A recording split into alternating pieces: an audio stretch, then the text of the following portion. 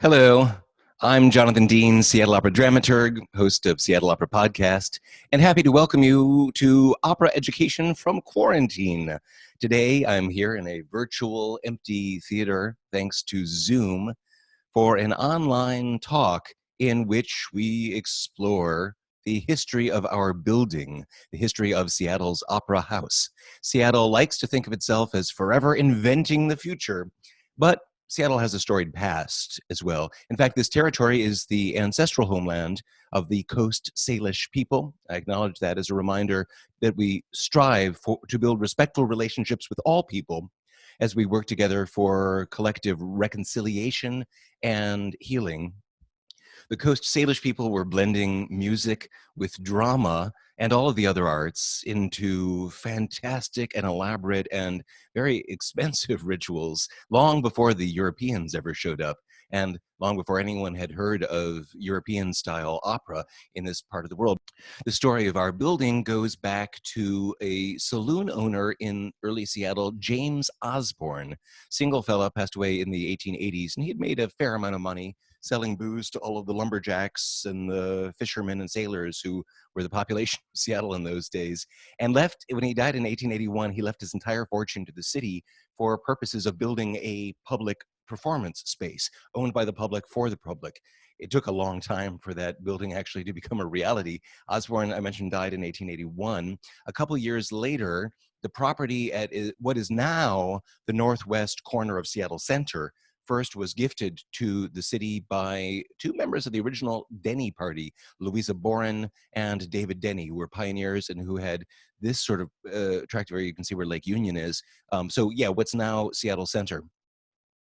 That came to the city at that point, but it wasn't developed all those years, but it wasn't until 40 years later that we actually started to get serious about getting a theater on that corner. The creation of the Seattle Civic Auditorium, that was really thanks to our great reform mayor of the 1920s. There she is, Bertha Knight Landis, particular hero of mine.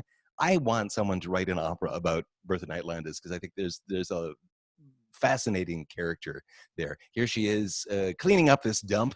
There was a lot of corruption in Seattle during the Prohibition era. And here's Bertha Knight Landis in a publicity photo that they took for the creation of the Civic Auditorium. I guess she was on the one of the crews to start laying the foundation there, with maybe the first person to wear a fur to Seattle Opera. Uh, Anyways, she was the one who found the Osborne money, which by now had collected a lot of interest. They put together more public money to go with that and made the creation of the theater a popular cause and built the Civic Auditorium. I love this photo. This is from Mohai. It's taken so the photographer is kind of standing with their back towards the middle of Seattle Center, towards the fountain, looking towards Mercer Street, which runs along here, and Queen Anne Hill. Hey, you can see my house up there. Actually, you can't. The view got blocked. Anyways, there's another photo taken now from Mercer Street and what in those days was 4th Avenue. Now it's Spate Jenkins Way. And this shows you that actually in 1928, they created two buildings, the Seattle Civic Auditorium and this other building right here, the Civic Ice Arena. And that was it was all on that Denny property and was all part of this Bertha Knight Landis creation. We will be following the history of both buildings as we go. Anyways, one other very, very fun photo that I found, and this is an aerial shot, I think from probably one of those very early Boeing planes. You can see Lake Union, a lot of traffic on it, and here's Queen Anne Hill. Actually, so my house is like right where it starts getting really crazy steep right here. The Civic Auditorium, the Civic Ice Arena, and what became Memorial Stadium right here, that's the Denny property, the Denny gift. All of that creation thanks to Bertha Knight Landis. Well, all of that changed, but that lasted about 40 years. That seems to be the magic number in Seattle. And then in 1962, we decided we needed to clean up our dump again. We were inviting the entire world to Seattle for the Great World's Fair of 1962. And that was when Seattle Center really was created. It was the era when cities wanted to make a living room for the city. So Lincoln Center was created in New York City, or Kennedy Center was created in Washington, D.C. one of the attractions of the World's Fair was going to be a magnificent opera production. And there'd been an opera occasionally in Seattle before that point, but the Seattle Symphony they were going to do it. So they took the Civic Auditorium and really made it at least possible to put on opera in there. I mean, there had been opera in there before, but it was a barn and there was no backstage. So it was always a little strange. But they made a legit opera house. And if you're like me and you spent a substantial portion of your life in that building, these old photos may bring back some memories. A lot of the world's great opera houses, you show up and you really feel like you've arrived, like it's a big deal. Not so much the old Seattle Opera House. It was pretty nondescript. When you arrived, you walked in through this under this sort of breezeway. Reminds me a lot of the building I went to high school in. And you didn't go into the lobby when you stepped in. You went instead first into this kind of no man's land interim space, kind of glorified breezeway, and you could meet your date there or go over to the ticket office and get your seats. You did step into the auditorium and then or into the lobby, and most people either had to walk up these stairs or up this endless procession of ramps. Here's a photo of the interior of the building. We checked the program this guy's looking at. 1968 September, the production of Aida. They performed Aida twice in the 60s for the 62 World's Fair. There was Seattle Symphony's Aida, and then Seattle Opera was created, and a couple years later we did Aida again because they really liked those real popular barnbursters in those days. Yeah, and so actually a much more serviceable building, actually a little bit bigger than McCaw Hall. McCaw Hall behind me seats 2,800. The old opera house sat 3,000. So we got a little bit smaller when we revised it, but I'm getting ahead of my story. A couple more little images here of the Seattle Opera House.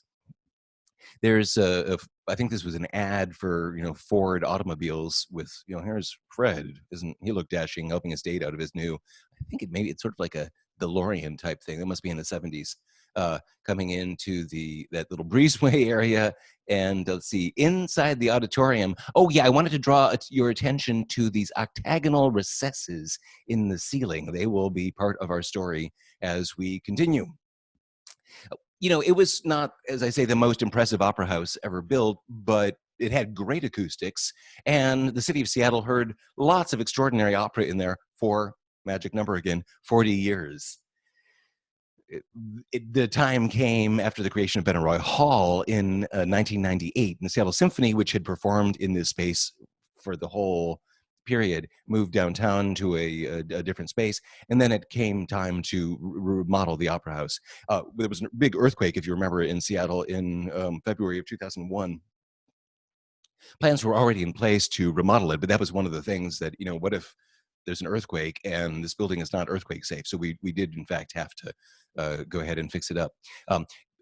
Front of house, it was serviceable. Backstage, wow, it was kind of marginal. There's a photo of one of the dressing rooms. In fact, I remember when we were doing the fundraising to do the rebuild, Archie Drake, who's this fantastic old performer who first started singing at Seattle Opera in the 60s, they used to ask him about working there. And his line was usually, "I work in a room that could have been designed for interrogation by the KGB."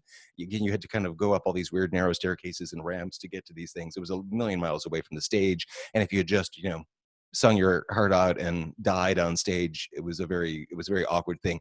Getting scenery in and out of that building was a total nightmare, and actually had to be designed with the limitations of the space in mind.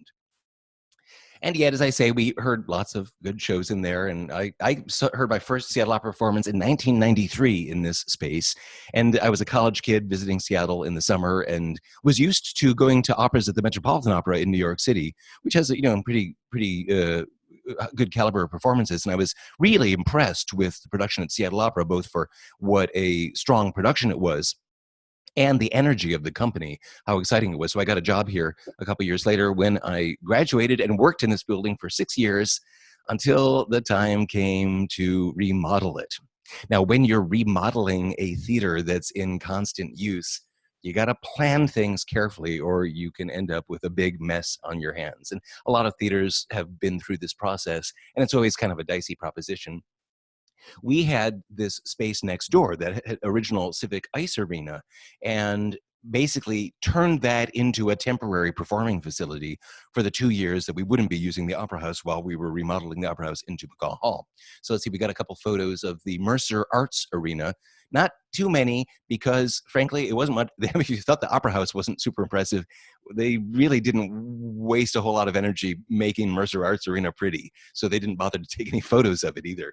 But let's see, what have we got? We have, oh yeah, well, this was the Mercer Arts Arena back when it was the Civic Ice Arena.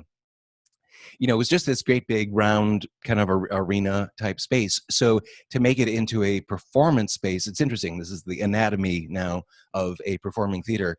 We have two things. We got music and we got drama. So we dug an orchestra pit for the music, and you can see them kind of excavating there in the middle of this space here, because I mean that's the heart, the core, the sort of throbbing center of the whole enterprise. And then a theater. Now a theater, what it really needs is a division between the make-believe world and the regular world, what we call in the old theatrical terminology from the Greek, the proscenium arch. We went into this thing, dug an orchestra pit, and then built a wall separating the audience from the backstage and onstage areas. And there's actually a better picture of the creation of the proscenium right here. Yeah, so that, yeah, sure, it functioned, it worked, and it was fairly a simple transformation. Let's see, went in there. There's our orchestra pit. There's our proscenium, and the seats moved all the chairs, those red chairs from the old Opera House, into this space, because we were going to get new chairs for Macaw Hall, and they're really comfortable. Anyways, during that time, there was a lot of, you're always interested by what was happening next door as the Opera House was remodeled into Macaw Hall, done properly. A couple photos of that process. So first of all, here's a press conference when it got started, and you can see they've taken down that breezeway and getting going. I kind of love the chewing away of this corner. You can see better in this photo, yeah, that they take that out, and yeah, there's the old 1928 building. They just kind of wrapped it in bricks in the 60s. I mean, they didn't, put a whole lot of work and effort into that remodel. So the time came, this was now 2001, 2002, the time came to do it properly. Let's see, that meant a new lobby entirely, because that lobby was, yeah, I don't know what they were thinking when they designed that. Here, this photographer again is standing in my favorite little spot with their back towards the fountain, looking towards Mercer Street. Here's the parking lot. There's Queen Anne Hill. This is the Phelps Building, where the Pacific Northwest Ballet rehearses and all of their preparation. And you can see that they've just gotten rid of that little no man's land space. They've gotten rid of the breezeway. They've gotten rid of the lobby with the cater in there. We're gonna do that all over. Now, in the building proper, some of the original structural things are maintained through this process, because some of them actually worked pretty well. Here's a photograph of, so standing on the balcony. The balconies are pretty much what they were in the Opera House. A couple of little exceptions. Actually, I like this photo because you can see they're sort of standing here, taking one shot to one side. There's Mercer Street, and then looking the other direction, and the fountain and the Seattle Center corridor out here. There was these two little ancillary rooms, the symphony room and the opera room, and they were dark and dank, and you could tell that they'd smoked in there a lot in the 60s, and there was no windows. We used them a lot, but now they were remodeled and opened up, and so we have beautiful windows and lighting in what's now the Allen Room and the Norcliffe Room, and we use those, of course, all the time. The orchestra pit, can you believe it? That, actually they smoked in the orchestra pit back in the 60s and the 70s. It's kind of hard to imagine, but that's the thing. The remodel of the orchestra pit, we had a wonderful orchestra pit. It was big enough so that they could do those big Wagner operas that call for so many instrumentalists. They expanded it a little bit so that there's even more room for people to be comfortable in there, and made it state-of-the-art in terms of the cooling and heating facilities, and also the being able to lift it up and down and put it on different levels. So that's some of that was maintained. The back wall of the theater, which goes back to the 1928 building, that's maintained. That's there now, separating Macaw Hall from the building on the other side. We now actually, as a result of the remodels 2 years ago, we now have a couple little magic doors that perforate this, but I'm getting ahead of my story again. Let's see. One, oh yes, two other things about the remodel. They kept the octagons, those recesses in the ceiling. There was an acoustician working on the design of the new building who said, "Yeah, with all those angles and those little spaces, there's probably an acoustic effect here that we should preserve." And we did preserve it, and we have great, great, great sound. We had good acoustics in the old building, but if anything, they're actually a little bit better. They're a little bit more present in the new building. And one last remodel picture, there's the work going on the new public space, that amazing 5-story serpentine glass wall that pulls you through into the park and also really, pulls you into the building. One of my favorite things about the new building, which was finally ready in the summer of 2003. That's when this photo was taken, and we were all so excited to get in there and see what it was like. And sure enough, the public spaces were beyond our wildest dreams of how cool an opera house could be, and the kind of energy you could get just from stepping in. The building opened in the summer of 2003, in June actually, with a big gala, and then the production that summer in August of Parsifal. There's the fancy people of the gala, and actually, I mean, this is true even to this day. Not they don't dress up quite this nicely. Seattle's pretty casual, but still, when you walk in there and you go up that big red staircase, you do have that sense of, okay, there's something really special is going to happen tonight. That was the night of the big gala, and then the next day there was a day for the public. So there we all are. There's me back a long time ago with my friends and colleagues, and the beloved Perry Lorenzo, who was my boss and mentor and great friend, and who isn't with us, but who is ever with so many of us because of how he taught us to listen to opera and what he gave to our company and our community. Same with another person who unfortunately didn't make it to the opening, Kathy McGeera. There she is with Marian Oliver McCaw, who is the dedicatee. The building was named after Mrs. McCaw by her 4 sons. It was a Mother's Day gift that year in 2003. And then Marian McCaw named the performance space, the stage, for Kathy McGeera. Kathy McGeera was the executive director of Seattle Opera through the 90s. And if without her endless connecting and finding the points of pressure points and getting the planning going and getting the money together, I'm not entirely sure that would have happened. She was an extraordinary woman, and she too is with us still in everything we do in Macaw Hall. Now, I'm sure a lot of you have your own photos of it, of going there. Here's some photos by our great photographer, Philip Newton, with those crazy M. Escher staircases. And here's a photo that Philip took where the opera goers are coming in and heading up that wonderful staircase with that little energy. I like this sculpture very much, too, the Sarah Z, An Equal and Opposite Reaction. That was added in the summer of 2005. It was controversial at first. It was sort of new and different. And to me, it just has all the energy of that space and the kind of ramshackle, get out of our way, we're Seattle kind of energy, as well as the expectation that you get going into what kind of a great night we're going to have at the opera tonight. Here's so inside, a couple of things about the remodeled space. First of all, you see our famous octagons.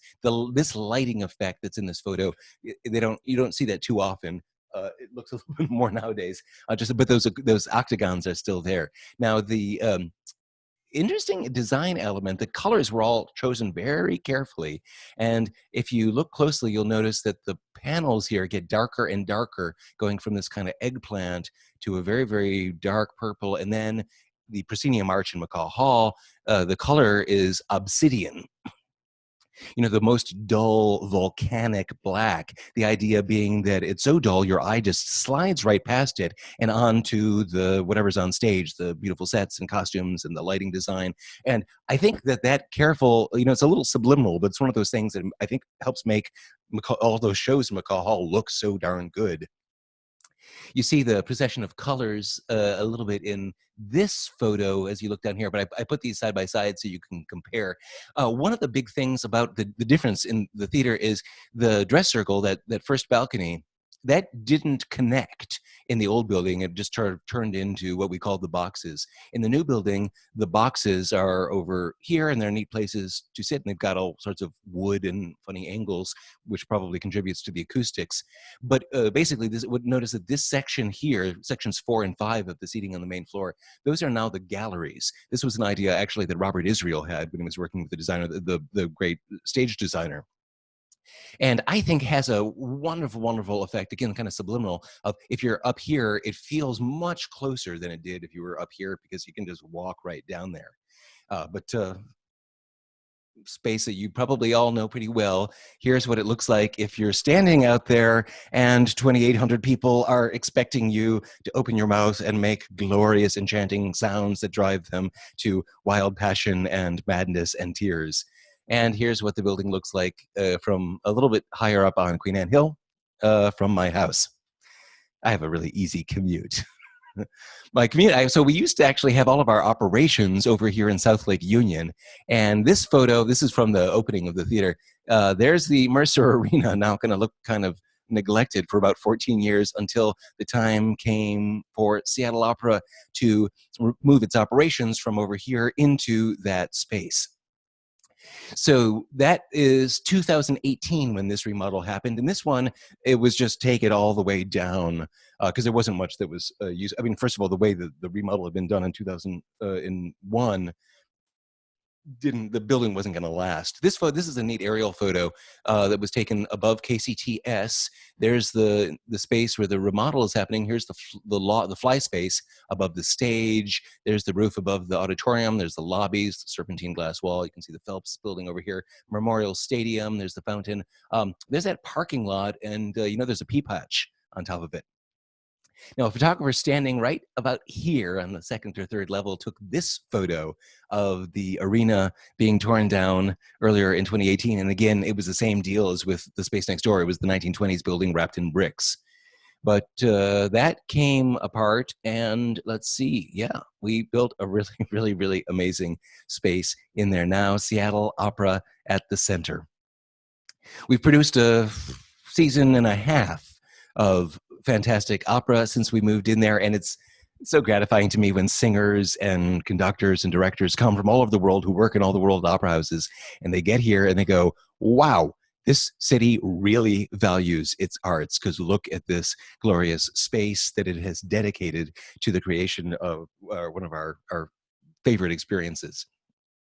That space, so the corner here you've probably seen as you've gone by is now Tagney Jones Hall, this wonderful new performance space where we've done little operas and concerts and recitals, and there's a free education series, and we've had civic forums and meetings and discussions in there and fun parties. That's a really, really, really cool new element. And the building itself, just when you're in there, if you're working, it's been designed very carefully, so it just feels really cool. It feels like you've arrived someplace, and we appreciate that space, and I appreciate all my colleagues who are there when it's possible to be there, working so hard every day, getting fantastic opera ready for all of you to experience. Thanks for your interest in Seattle Opera. Thanks for your support about Seattle Opera. Thanks for joining me on this little journey. We will be back before too long with more opera education. Hang in there.